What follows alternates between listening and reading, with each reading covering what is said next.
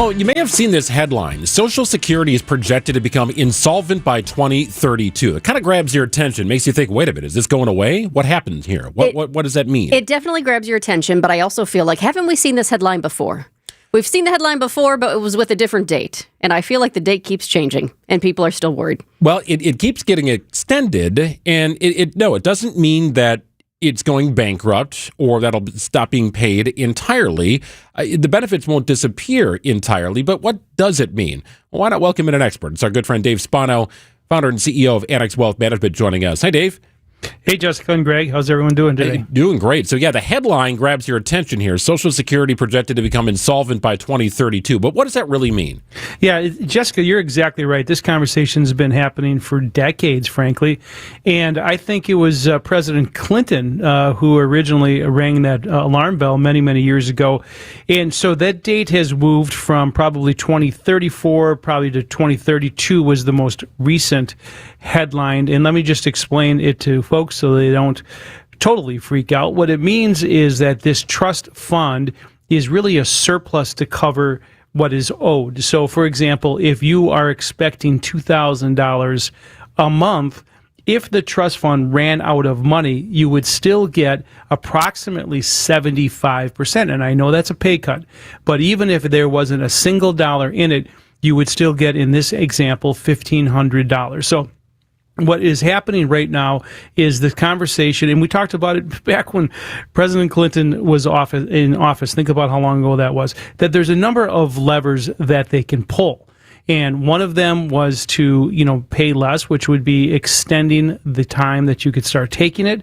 And another one that often gets brought up is raising the revenue to it. And how you would do that is just lift the cap. And today, I think it's around $185,000. That's when you stop paying into the Social Security Trust Fund.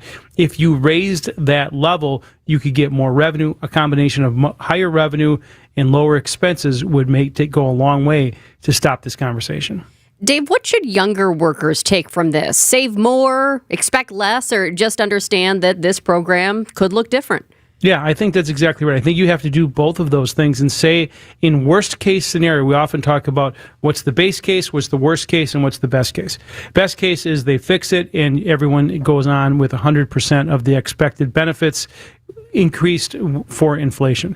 The worst case would be, as I explained it, that you'd get 75% of the expected number.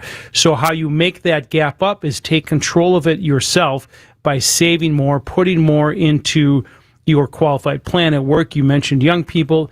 Really, a Roth IRA is just a tremendous tool to grow tax-free. So there's a lot of things that you can do, but taking control of your situation and not depending totally on Social Security would be a really good step. Yeah, I've heard it really in all of my adult life. Well, Social Security eventually will go away, but it touches the lives of like 68 million people, Dave. Nobody in a political office in government wants to be on the hook for this thing ever going away. Do you ever really see it disappearing altogether?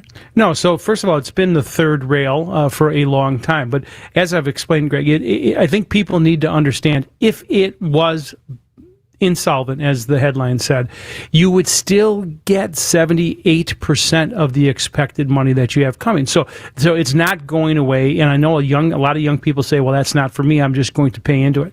Well, there's been a lot of things that have happened over the number of years. One of the things is there are more retirees. And, we've seen this, the aging baby boomer, and there's been a lot written about it, that when the baby boomers were young, we saw, Gerber food, and as they moved older, they saw a lot of housing development, and now we're seeing retirement pressure, and so that is what we're going to continue to see. So there's more retirees and fewer workers paying in, people living longer. I mean, it wasn't when it was first put together, the expected life expectancy was in the 60s. Today it's in the 80s, and so people are drawing on that much lower. And here's something that probably doesn't get enough attention, Greg. There are lower birth rates today than there were decades ago, and lower immigration. Both of those things paid into the system. Dave, I asked you before about the younger generation, but I'm also thinking about an older generation as well. Does this change the claiming age conversation? Yeah, I probably, if they're going to at some point get to the third rail, as trying to answer Greg's question, there will probably be maybe a conversation about increasing the age. Now, they don't just sneak up on you one day and say, hey, too bad. They say, if you're born after, pick a date, 1960, it'll go up a year or so. And so there will be some type of sliding scale that will probably be the conversation. So a combination of delaying the expected retirement date because people are living longer, and number two, more revenue into the system. That if you did those two things, and we've modeled that, it goes a long ways to solving this, but they're not calling me at the Fed. Annex Wealth Management's Dave Spano. They should. I don't know why you wouldn't. Of course they should. Dave, how do you reconcile the markets trading where they're trading, right? All-time highs, crazy numbers here, with the latest inflation numbers indicating that consumers are feeling the pinch here, now over 4.2%. Yeah. So, you think about what inflation is and the implication of that. That 4.2% number, a lot of that, Greg, has come from the oil, what is happening with the oil market. That is the energy inflation. In fact, we heard President Trump say the other day, I love the inflation. Well, that sentence was cut off or was misinterpreted. What he meant by that inflation number showed that it was energy related. So that is a transitory number. So at 4.2%, clearly higher than the Fed's expectation, or at least target of 2%, which they haven't got to, by the way. And when the war is over, energy prices should come down and reduce that number, and the market is seeing through that. So why is the market doing better? It doesn't have anything to do with, well, it has something to do with inflation, but the real case of why the market is doing better, because earnings are outstanding.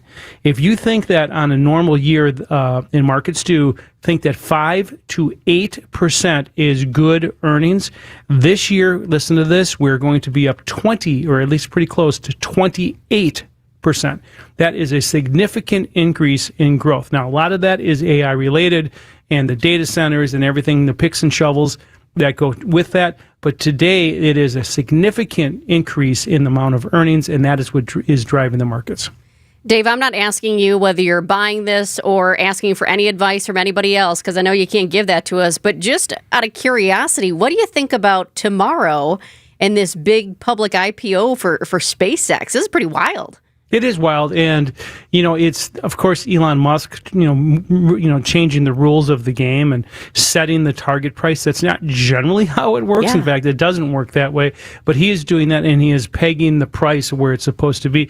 And so he's created a mania, Jessica, about buying this thing. We get people asking us.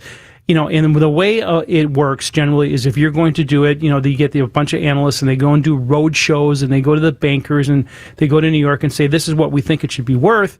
And they pitch it. Well, that's not what happened here. Elon Musk said it will be, I think it was $130 a share. And so it is oversubscribed significantly. So that means there's going to be a lot when it starts to trade. An IPO is initial public. When the secondary market is when it hits the market, there's going to be a significant amount of interest. I wouldn't be surprised if you get a short-term spike in price.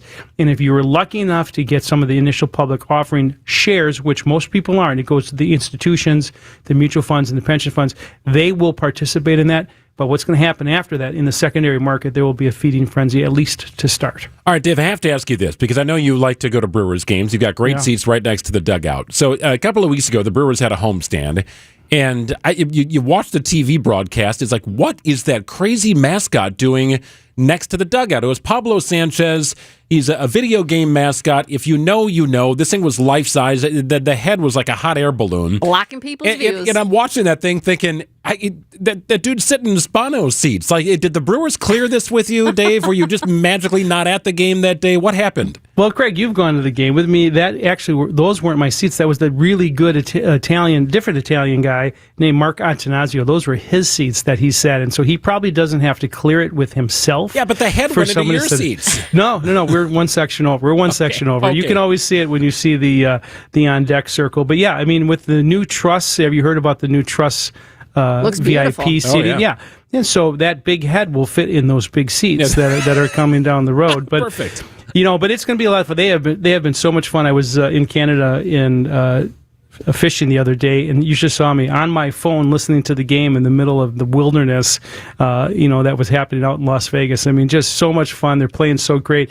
And by the way, if you drove, Greg, as fast as Jacob Mizorowski throws a fastball, you would be in jail, my man. Yes, that is right. Did you catch anything, by the way, on your fishing trip? My son and I caught a lot of walleyes. It was a great trip. Yeah. Love it. Always great to connect with Dave Spano, Annex Wealth Management. Listen to Money Talk every Saturday. We always appreciate it, Dave. Thank you. Thanks, Dave. Very nice to see you guys. Bye. Yep, you take care. It's 12:49 on WTMJ.